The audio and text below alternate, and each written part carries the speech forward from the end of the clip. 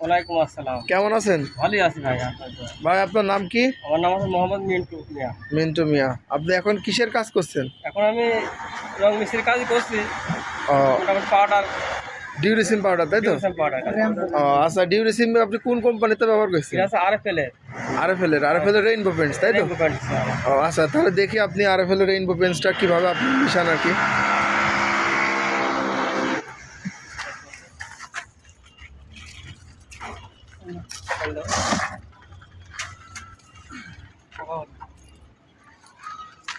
প্রথমে পানি দিচ্ছেন তাই তো ভাই? প্রথমে মাল দিয়েছেন, তারপর পানি দিচ্ছেন। পানি দিয়ে হ্যাঁ, রংটা একটু খামির করা হচ্ছে।